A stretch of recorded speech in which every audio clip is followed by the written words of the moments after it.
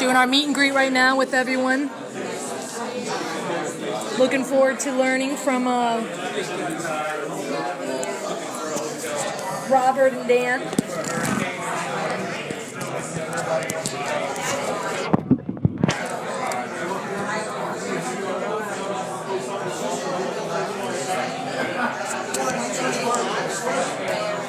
I've already got it. And so now it's just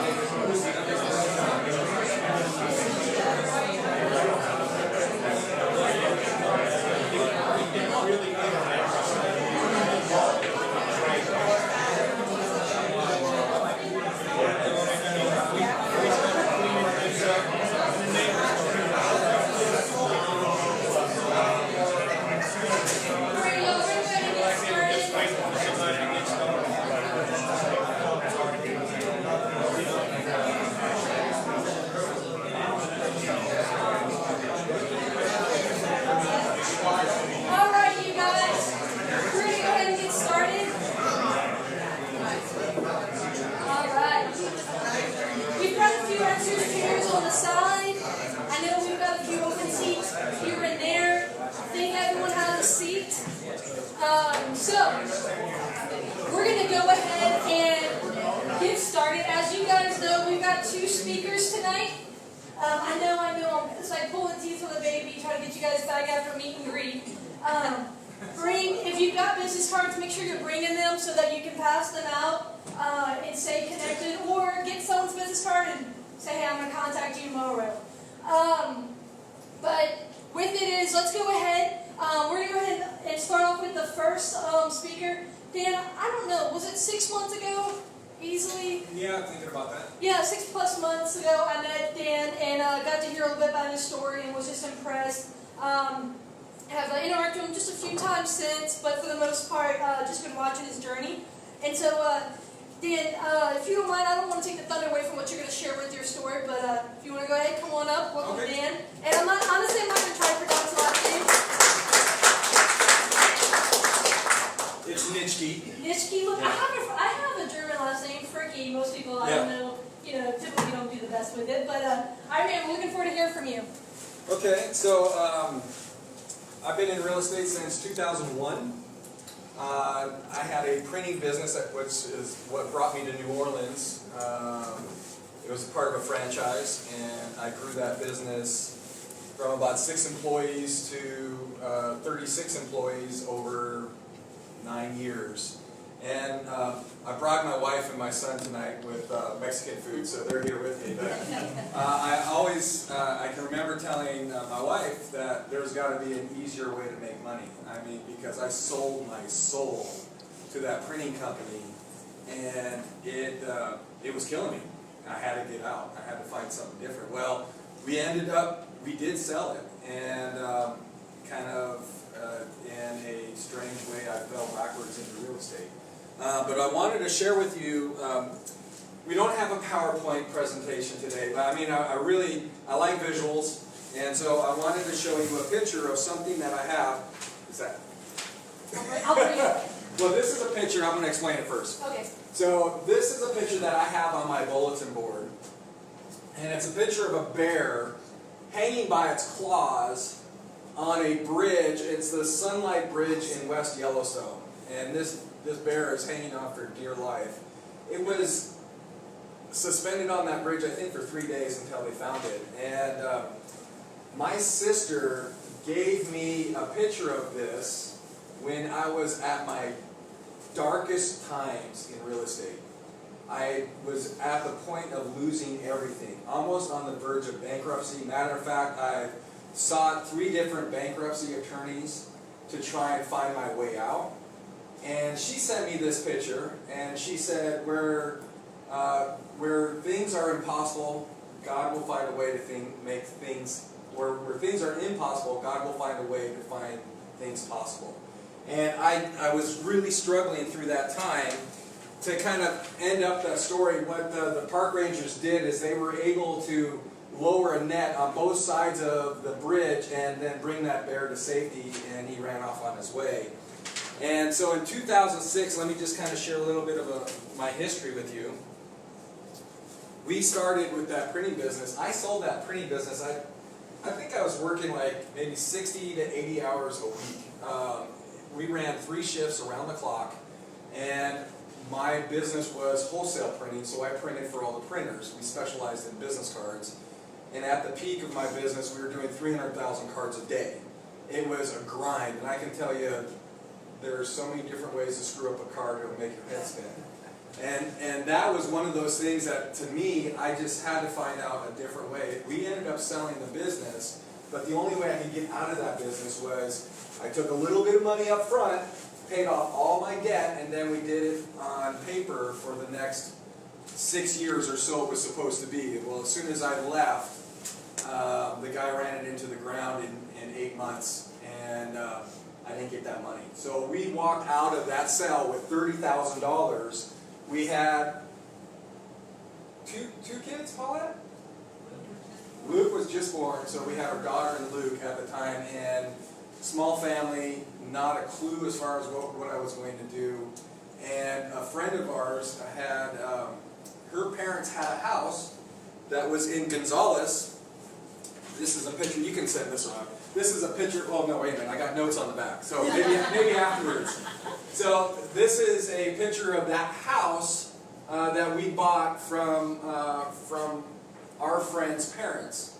And it was involved in a fire, and the insurance company paid out full content and full damage. So they got paid out handsomely, and they were just looking to unload it. To them, it was a teardown, and for me, I didn't have any money. Literally, I had $30,000, and we made them a lowball offer, a ridiculous offer. We negotiated back and forth. We ended up buying it for 15 grand. And so for the next year, I worked on this house by myself. I did everything wrong. Sometimes I had to do things over 3 times. I made so many mistakes. It took me twice as long. I spent 3 times as much money. But at the end of the day, at the end of that year, I was able to sell the house and profit 56 grand. And I told Paulette, I said, oh my gosh, I think I found out what I want to do. I didn't have any employees, I didn't have any equipment, I didn't have any overhead, no collections, no leases, no anything that I had to deal with that I had with the printing business. It was just me. I could go find a piece of property, and I could work on it, and then I could turn around and sell it. And so that's what I wanted to do. We bought it for $15,000.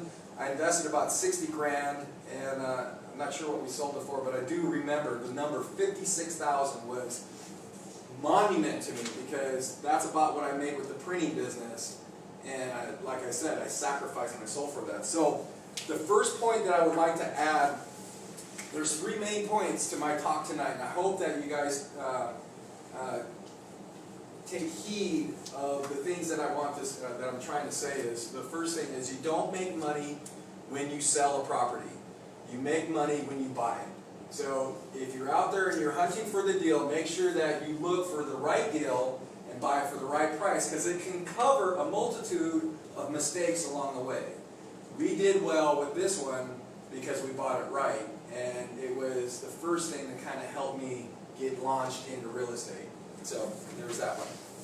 You can now. I will bring it into here. So right after we sold that house, I've got the bug, and I'm excited. And this is, a direction that we want to go in. And I was talking to a friend of mine that was investing in New Orleans, and he was buying and selling low-income rental properties.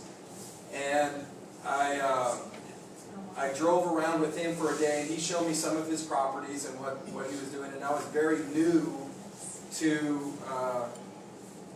that type of income, and I really hadn't. I just knew I just made some money on a house in Gonzales that I fixed up. So I'm thinking to myself, maybe I can do the same thing in New Orleans, but I'm not sure what that looks like. Well, he was the one that introduced me to rental properties, and our very first property that we bought was 3020 Teledano. Okay, it doesn't look like much. It's in a bad area of town. My wife, she didn't even like me collecting rents when we did it, but I will tell you this, that when we bought it in April of 2002. We paid $58,000 for it. We financed a loan of $77,000, so we couldn't put too much money into it, maybe $10,000, just freshening up paint, maybe changing some carpet, and then renting it out. And I can tell you, the first time that I went to go pick up rent, I had both sides rented out. Each side rented for $800 a side. And it looked not much better than this. And I knocked on the door, and I greeted myself with the tenant. He gave me $800. I went next door, I knocked next door. She gave me $800. I went and I sat back in my truck, and I'm sitting in my truck, and I'm looking at $1,600 in cash, and then I'm looking at that house, and then I'm looking at this cash going, this is what we're going to do. And I mean, I found out that this was my next goal. So we took that house, and this house, every house has a story to tell. And over the years, hundreds of houses. Paulette and I have owned rental properties. We buy, build, flip, sell, hold, everything. I built spec houses. I've got Alpha Rental Properties is my management company. Omega Enterprises is my general contracting business. I build for other people, I build for myself, we do all sorts of things. Anything within real estate that can make money, that's what I want to try and do. So this was the very first of it. And so just in preparation for tonight's talk, this fascinates me. I mean, when I start running numbers and looking at this stuff, so we sold it in March of 2016 for $145,000. So it appreciated over those years that much. And so we were able to profit off of that one property, that piece of crap property, $68,000. But that's not even part of it, because over the years we got to use tax advantages for writing off depreciation.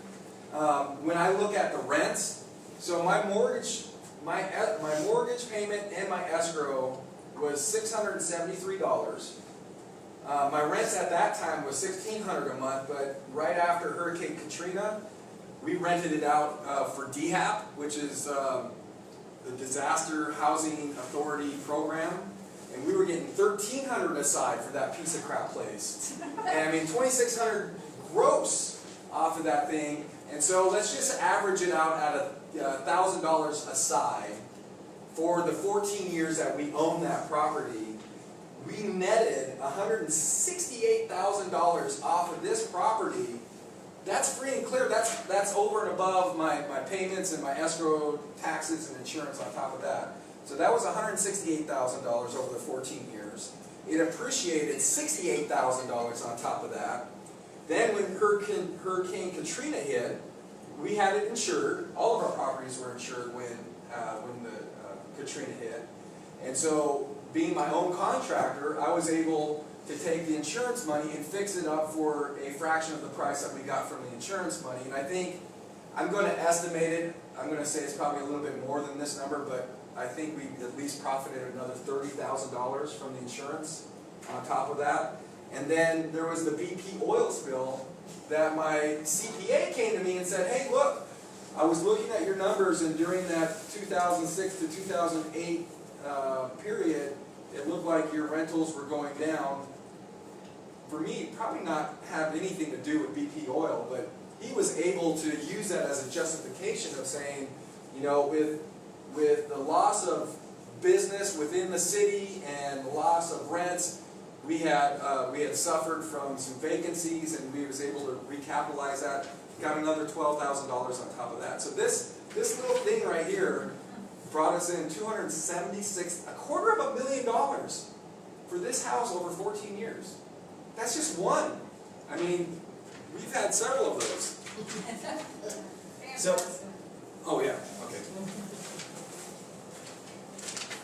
So the next point, the first thing I said is you don't make money when you sell a property, you make money when you buy it, so make sure that you buy it right. The second thing is to make a plan and to stick to the plan. Extremely important. And it's really easy to get off mark. I can tell you from experience, even at this level where I'm at after doing this for 18 years, I can still lose sight. And it's very easy to do, but make sure that you stick with the plan. This is a property right here that after we stumbled across this rental property, I had the bug and I was going crazy.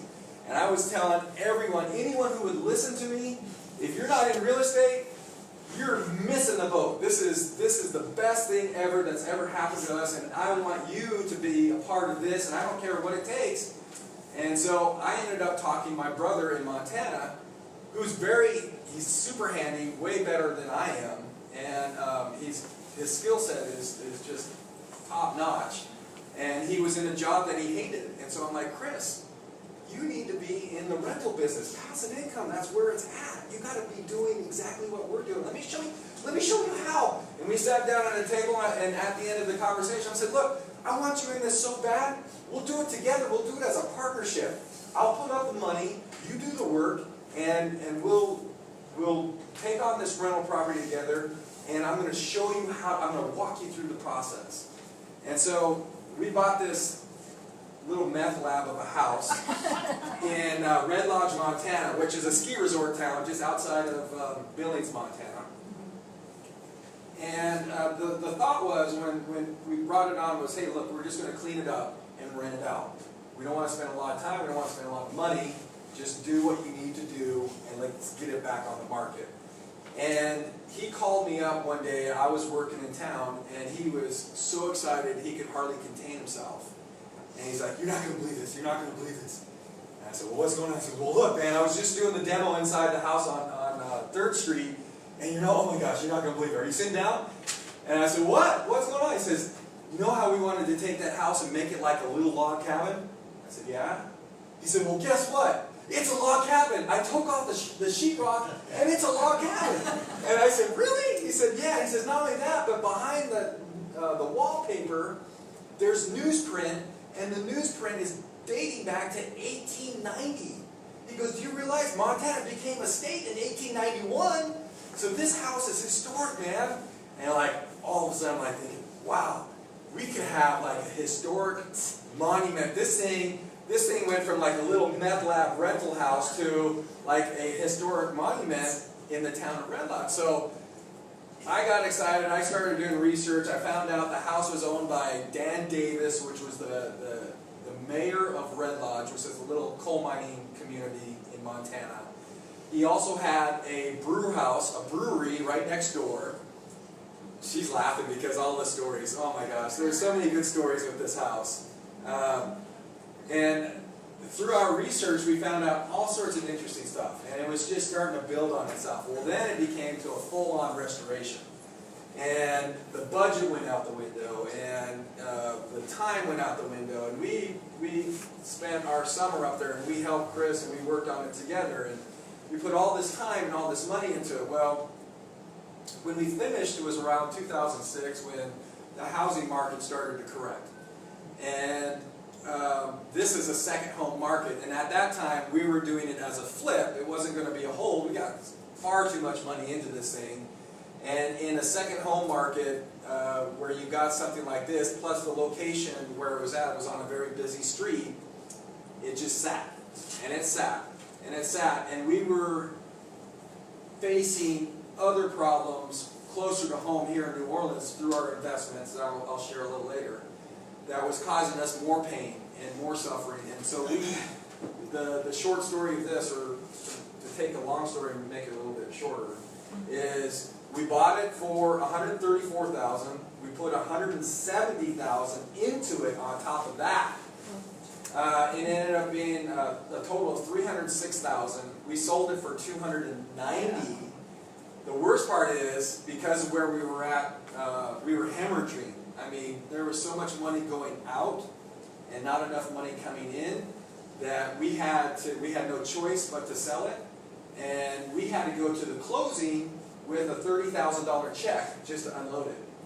And that is not an easy thing to do, and that would be something that I would just say, please count the costs, find a plan, stick to the plan, because it's really easy to lose your sight. It's rather than going around saying. I was just about to ask, are you still brothers?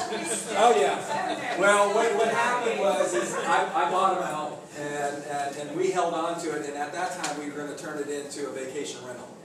And it was, again, just throwing more money into something that wasn't giving us money back. And we even had a hard time renting it out. The property manager wasn't doing a good job. We had spent another $15,000 just to deck it out on the inside, and so it again, just throwing more money at something that wasn't worth it. Okay, know your market. Stick in your lane. Stay in your lane. Wherever your strength is, stay there, and don't deviate from it. I was at that 2000, right after Katrina, and we had, I don't know, we probably had about 30 properties right after Katrina, 30 units, probably 15 to 18 properties. And Katrina did us a huge favor, because I was able to take those old crappy properties and update them with our insurance money, and then we also walk away with a lot of money as well. With that extra money, I was starting to think, man, bigger is better, and let's continue to grow our portfolio, and let's go to a bigger place. And so we ended up buying a 50-unit apartment complex. Fantastic, probably the best deal I ever bought, and the worst deal. I paid $215,000 for it. Whoa. Yeah, 50 units. It was on 2 acres at the end of Williams Road and River Road. And it had all the contents inside of it for 2 years after Katrina. So for the next 6 months, we gutted it and cleaned it out. So in hindsight, what I should have done is I should have just flipped it. I could have made an easy $100 grand with not even touching it. I mean, I bought it at such a great price, I could have flipped it just like that. But I was thinking, bigger is better, and let's shoot for the stars, and it's just my personality. Roll the dice, let's do it, let's see what we can do. So we got financing for $1.1 million. We started to do the renovation on it. When I had everything cleaned out, as I'm working through the property, I don't know if you guys remember this time, but there was a lot of theft of copper and metal. And so as I was cleaning out the building, thieves would come during the night and pull all the copper out as I was pulling out all the sheetrock and all the walls. And by the time that I got to the end here, I realized what was going on. And I went to my insurance agent and said, hey, we got a theft situation. And they looked at it and they said, I'm sorry, but it doesn't qualify for your policy because it was exposed and open. So to give you an idea, to go from a little duplex like that to a 50-unit apartment complex, everything changes. Your insurance changes, your permits change, your building codes change, and I didn't have a clue, not even a clue as far as any of that stuff, and it was literally we were talking about expensive education. This was my most expensive education right here. So we got into that, and I'm like, well, we got to keep pushing through. So I ended up wanting to close it in as fast as I could. So we re-sided it, we put a new roof on it, put doors and windows on, and I show up one day, and there's an orange sticker on the door saying cease and desist. I'm like, what the heck is all this about? And so that was another education in citywide politics, because politicians have a different idea of what this property could be versus what you were going to do with it. My impression was, if you take an old building that what it once was, and it was a brick building, and you restore it to its original use, there's no issue there. But if there's more than 50% of work to be done on a property, it brings the codes all the way up to date.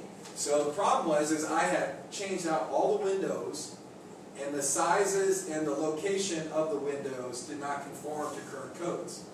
And I'd spent all this money, and it was there. And so now, how do you fix that? I'm $650,000 into the bank by now, and I've got all the wrong size windows. I've got the cease and desist on the building. I can't do anything with it. How am I going to get rid of it? No one's going to want to buy it in this state. So then I became a politician myself, and I went to like the fire marshal, and I was dealing with our city councilman. I was doing everything I could just to get out of this thing. By this time, the walls were starting to cave in on me. We had the deal in Red Lodge. We had this deal right here that was going south. We had bought, with my Katrina money, my MAD money, I had bought into a REIT, a real estate investment trust in San Antonio. $200,000 cash, stroke a check for this thing, big man, you know, I can do no wrong. It went bankrupt.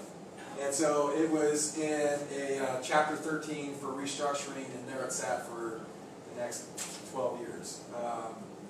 And so systematically, one by one, the cards were starting to topple in on the south. This was costing me $7 grand a month.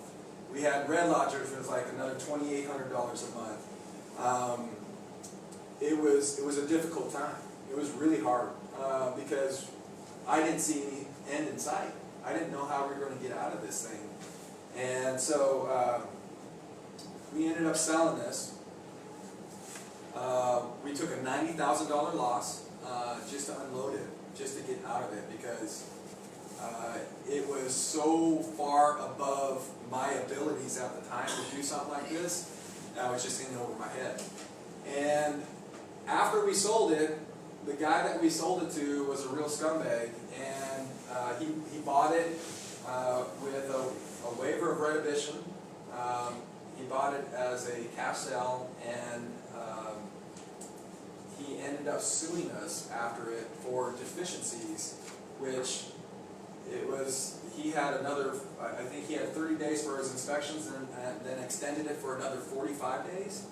And what my attorney found out was this was his protocol. This is what he did. He'd buy big distressed buildings, and then after he bought them, he would go back and he would sue the seller for more money for deficiencies that weren't disclosed.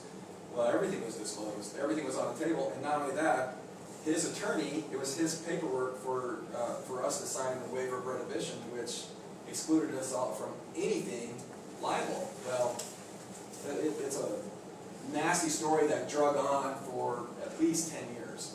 So we were in that lawsuit trying to clear our name, spending thousands of dollars over something I already lost $90,000 off in the first place. So again, I hope that you learn from my lessons and just understand your market. It's okay to venture off and to learn, but just know your strengths, because it can be very costly. Dan, real quick, Yeah. You were saying a few things were starting to fall apart. What do you think was one of the, at what point, was it the fact that you were scaling big to things that were outside your, your, say, strengths, or like you didn't have, say, a partner who was well versed in that, and apartments that was joining you on it? What do you think was the leading cause to these issues going south? Well, one, I think it was my pride first. I mean, we made so much money after Katrina. It was like my shit didn't stink. I mean, everything I touched turned to gold.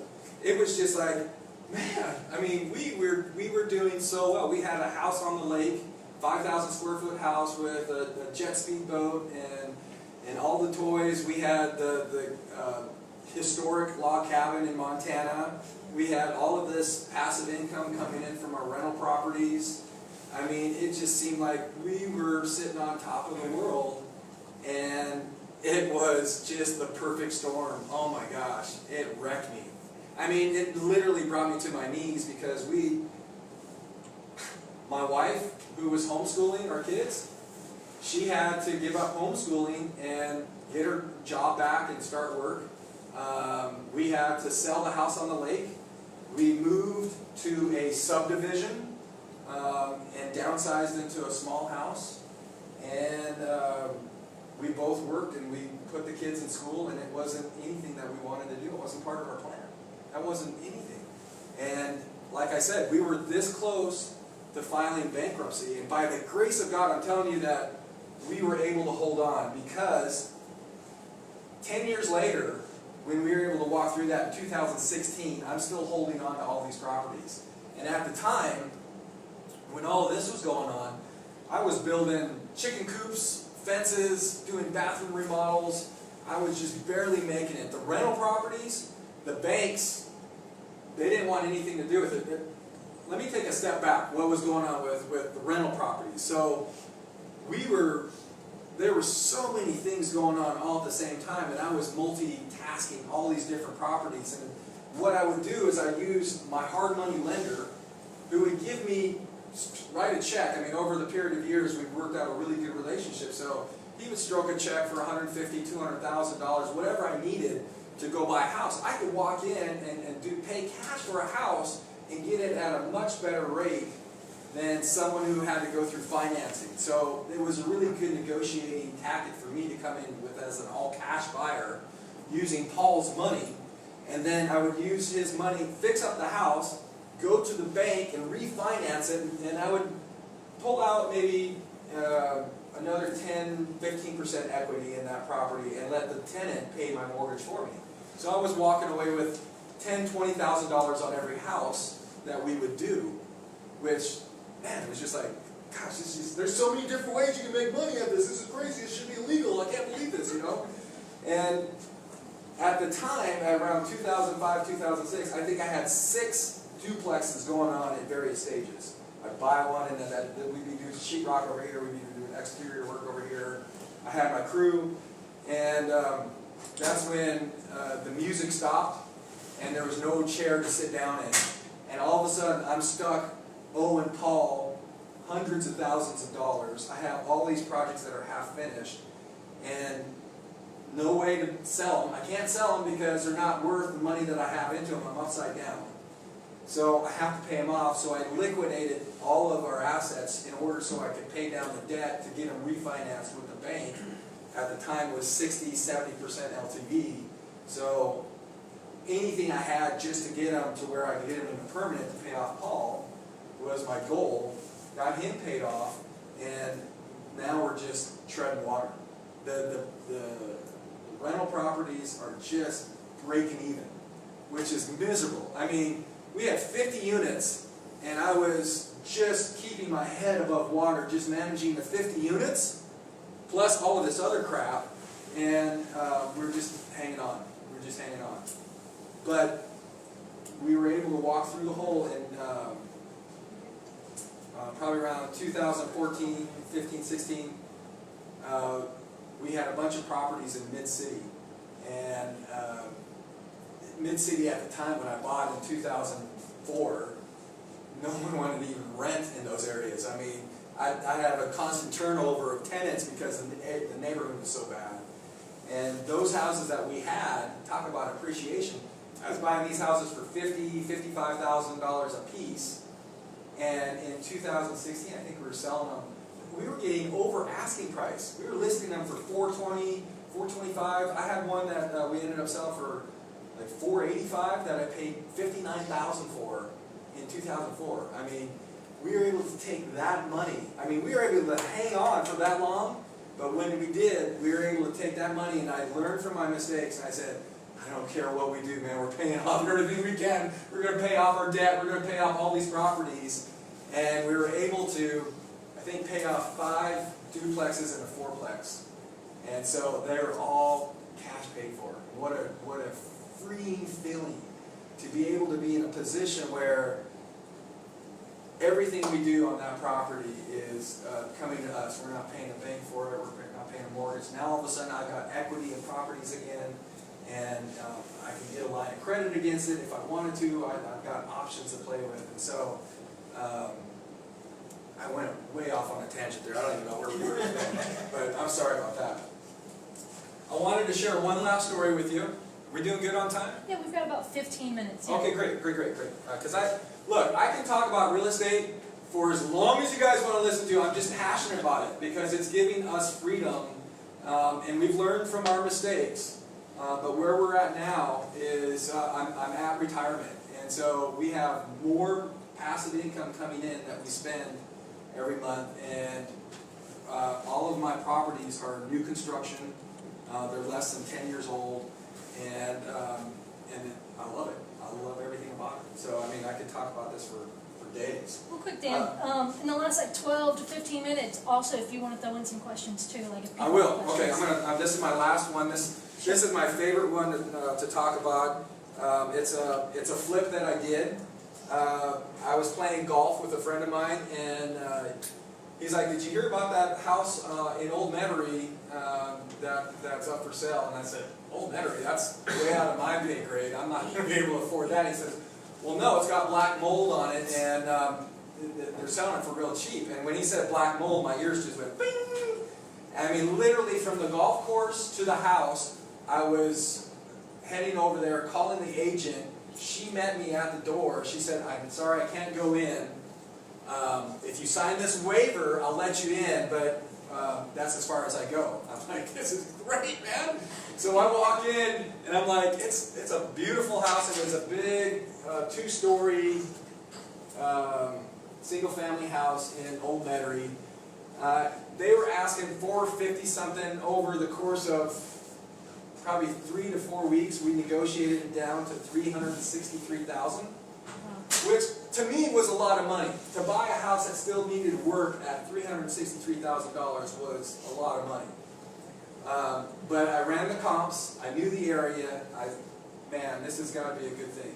And so I went ahead and did it. We ended up selling it in 4.5 months for $655,000. I made a total net profit of $150,355 on this thing in 4.5 months. Now I learned a lot of things along the way. Black mold was not easy to get rid of, and when it's disclosed black mold, you have to have it certified that it is tested clean, which means your air handlers, your AC ducts, your flooring inside the whole house. And that was probably about a $15,000 education that I learned on how to remediate mold. But this was a really fun one to sell because we sold it before the open house. A buyer walks in and gave me a cash offer on the spot. Cash. Man, that was so cool. $500,000 cash offer. Don't you love that, huh? Oh, wow. Yeah. Yeah. Welcome to Old Man Okay, so the Hill. first person who has a question for me, I have a book for you. Anyone? Don't be shy. A question. You end up getting a book. What's your name? Ryan. Ryan. I'm Dan. Bill Durant, have you built your own properties? Yes. What type of properties? Okay, so great question. And again, kind of, I was in that arena where I was taking old duplexes, these shotgun doubles, and I was fixing them up, and I kind of, I had learned what my comfort level was in. And so I had never built new construction before, and I was terrified at the thought of doing it. The permitting, the foundation, the cost, all these unknowns that I was just terrified. And I figured, you know, I'm not quite sure. It was 8531 Green Street. I know that. But we found a lot and bought it, and I figured, well, we're just going to do it. So I had plans drawn up. And what I wanted and what I kept hearing from all my tenants was this: you don't have any private bedrooms? Because everything in New Orleans was shotgun. You have to get through a bedroom to get to a bedroom to get to the kitchen. And so I kept hearing that over and over and over. The problem in New Orleans is lot sizes are only 30 feet wide. So that means 3-foot side yard setback on either side. That means your house is 24 feet wide. How are you going to do a duplex? I don't like single families. How are you going to do a duplex down the middle and get away with having a private bedroom? Well, I actually walked through a house that was a split level duplex where you had the first floor one unit and the second floor another unit on top. And so I walked through that, I'm like, man, this can work. 3 private bedrooms, 2 full bathrooms on a 30-foot wide lot. So we drew up the plans, submitted it, got our permitting, drove our piles, did our foundation, and built the house. And once I did, I was like, well, crap, that wasn't hard at all. Matter of fact, it got better. It got better and better. I built that duplex. I'm on number 30 right now. I just broke ground, and I'm building the 30th version of that. And over the years, I've tweaked it to where I've got it down to such a science that all my subs love building it because they've done it so many times. It's easy. It's fast. I can do it in 8 to 10 weeks from foundation to tenant moving in before they're even finished because they're brand new in New Orleans. They're rented out. I get $1,300 a side, so it grosses $2,600 in today's market. I finance them at $150. It cost me about $200,000. That's $56 a square foot to build my 2,200 square foot duplex, right? So $56 a square foot, that's me building it. I'm $200,000 into it with the price of the land. I keep equity in it because I've learned from my mistakes. So we finance it at $150,000. My mortgage is about $870 a month, about $900. Let's just say $900. And then what I usually do for taxes and insurance is about $400. That's $200 a month for insurance, $200 for your taxes. It just kind of works out that way. So my total monthly nut is $1,300, and my total net profit on every duplex I build is $1,300 profit. I can't build them fast enough. I can't build enough of them. I just love it. I love everything about it. The only problem is land is getting really hard to find right now. So and zoning and everything else. Are you doing that in New Orleans? Yes. So again, know your market. I know New Orleans, and specifically, I know the 70119, 70125 market, and that's Broadmoor, Uptown area. And so I stay within my area for a lot of reasons. I want all of my properties. The number 30 is built in a 3-block radius where I have 7 duplexes, and they're all. Makes it easier for my lawn maintenance. Makes me easier for me to keep an eye on it, to collect rents, to do whatever. Everything's painted the same color. Self-managed? I self-manage. I mean, I'm sorry if any of you guys are property managers. I'm sorry, but you're just giving away money to collect a check. I mean, my properties, I have my tenants go to my bank. I give them my bank account number. Say, deposit your rent into my account. Put your rent number on there so I know it came from you, and it has to be in by the 5th.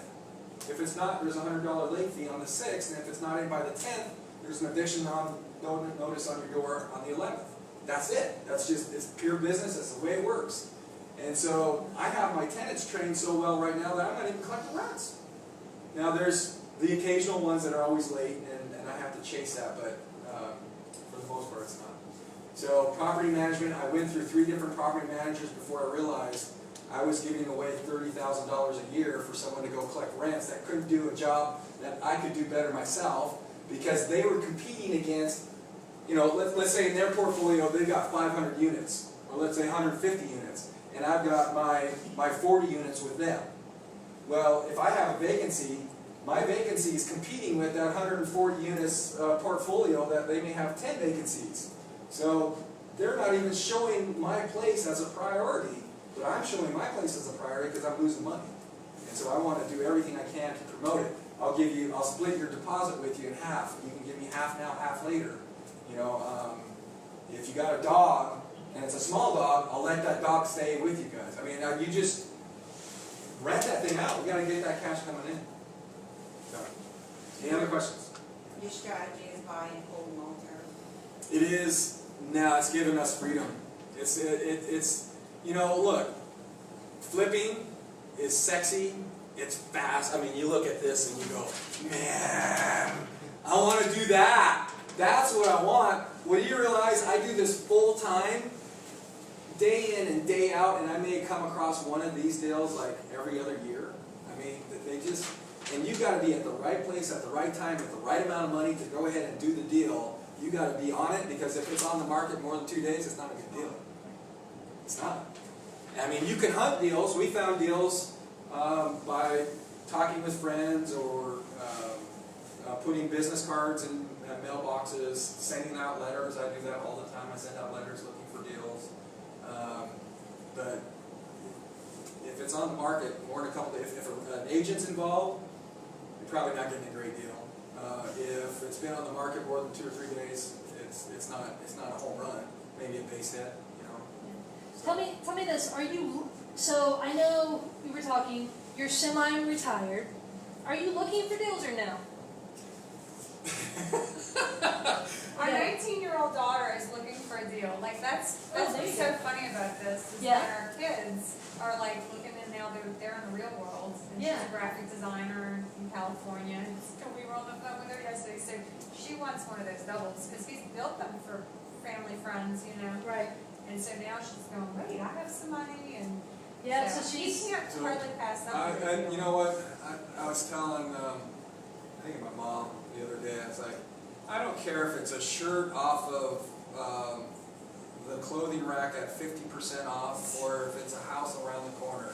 Or If it's a somebody's good old deal, furniture sitting outside. if it's a good deal, I am just into it. I just love the hunt. I love finding a good deal. It just drives me, and I get so excited. I mean, if it's a good deal. So You are actively looking, so if someone had a deal, they could bring it to you? I'm looking for land, for me personally. Look, we're sitting on 4 houses right now that I'm trying to sell. So I'm not looking to take on any more flips until I can sell what I have. And I've got some pretty big projects that are sitting on the market right now. So priority number 1 for me is to get back to a cash position. And then when I'm bored and looking for an opportunity, or it just happens to fall in my lap, then I would entertain it and look at it. But, Sure. Okay. All right. So before we go to our next speaker, any last questions? No. All right. Dan, thank you so much for sharing. All right. So maybe I'll consider a slide, a screen projector for next year. A PowerPoint, right? All right. Before we bring up Mr. Robert Reed, a lot of you guys have met him. Dan, a lot of you, it was probably your first time meeting him. But a lot of you guys have met Robert. He's been here with us before, and so without further ado, Mr. Robert Reed.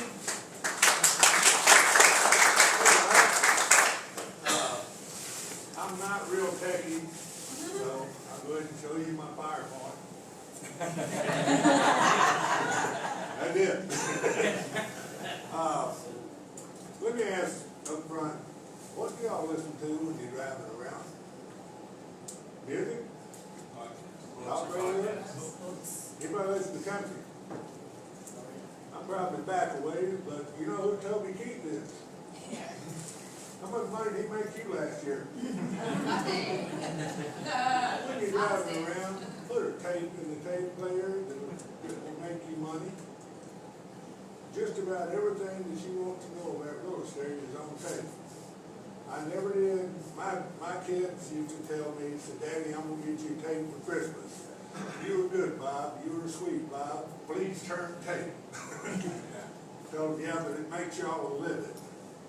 But I listen to tapes all the time. I drive a lot. I never sit and listen to tapes while I'm at home. I don't do it on my leisure time, unless I'm in a deer stand. Then I'm listening. But if I'm driving down the road, I've got the equivalent of probably a doctor in real estate in my truck. Nitschke knows that I've been telling this for a long time. Also, I will tell you up front, whenever you're dealing with people, don't make any promises. If you make promises, you have to keep them. If you don't make any promises, you don't have to keep them. I take over properties several different ways, but I will tell people I will not make your problem my problem. I have a solution for your problem. You want it? Cool. You don't want it? Bye. I don't have a problem.